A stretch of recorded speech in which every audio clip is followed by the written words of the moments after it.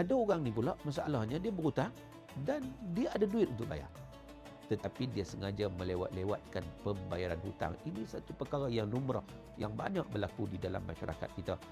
Tuan-tuan yang dirahmati Allah Ta'ala sekalian, alhamdulillah sama-sama kita panjatkan kesyukuran kita kepada Allah Subhanahu wa Ta'ala, kerana dengan limpah dan kurnia daripada Allah, sekali lagi kita dapat bersama dalam DMM dari Meja Mufti yang bersiaran dari Komta Pulau Pinang. Jadi saudara, tajuk yang akan kita bincangkan pada kali ini ialah tentang hutang. Rata-rata pada hari ini ramai di antara kita yang berhutang. Jadi hutang ini dia ada beberapa kategori, iaitu sama ada dia memang memerlukan hutang ataupun sengaja untuk berhutang.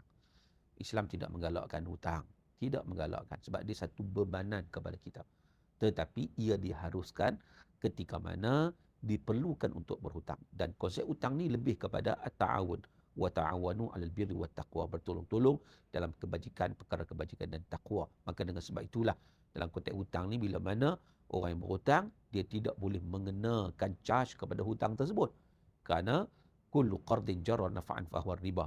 Setiap hutang yang mendatangkan manfaat tambahan, ia dikira sebagai riba. Sebab apa? Sebab tidak mahu menzalimi orang yang berada dalam keadaan kesempitan. Mereka terpaksa berhutang.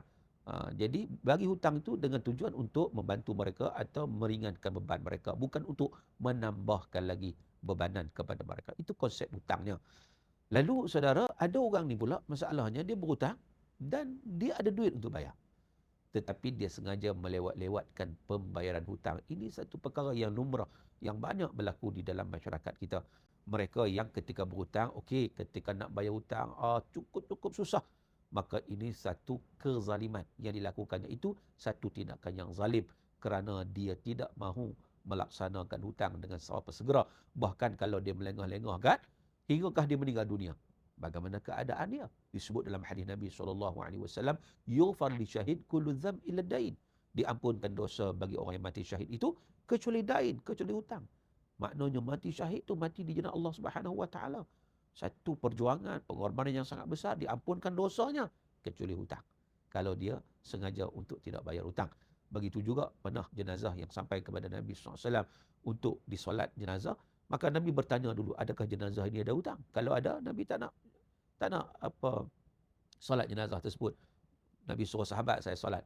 Sehinggalah dijamin bahawa hutang itu akan dilangsaikan. Jadi saudara, di situ menunjukkan betapa pentingnya untuk kita melunaskan hutang dengan seberapa segera. Berhutang hanya perlu, tetapi kalau dah ada kemampuan, cepat-cepat bayar hutang. Jangan bertanggung-tanggung lagi. Kerana dengan sebab itu juga, apabila seorang itu meninggal dunia, hartanya belum difaraidkan sehingga dibayar hutang terlebih dahulu. Itu kaedahnya. Sebab itu kena ingat bahawa bila mana seorang itu meninggal dunia, dia meninggalkan harta pusaka lah kita sebut. Tapi sebelum dibahagikan harta pusaka itu, ada beberapa perkara yang perlu dilangsaikan. Yang pertama, hutangnya. Sama ada hutang dengan Allah Ta'ala, contohnya bayar fidyah bagi puasa yang ditinggalkan, contohnya. Ataupun hutang sesama manusia. Maka dilangsaikan hutang terlebih dahulu. Kemudian dilihat pula wasiat. Kalau ada wasiat. Wasiat ni pula ada kaedahnya pula. Wasiat tak lebih daripada 1/3 dan wasiat tidak kepada ahli waris yang akan dapat harta pusaka. Jadi itu wasiat. Dan setelah ditolak hutang, ditolak wasiat, barulah lebihan daripada itu, barulah diagih-agihkan sebagai harta pusaka kepada waris yang layak untuk mendapat harta pusaka. Di situ menunjukkan juga kepada kita bahawa hutang itu tetap dituntut sampailah apabila kita meninggal dunia. Maka dengan sebab itu, jangan biarkan diri kita terbelenggu dengan hutang. Sebab itu banyakkan berdoa kepada Allah Subhanahu wa Ta'ala.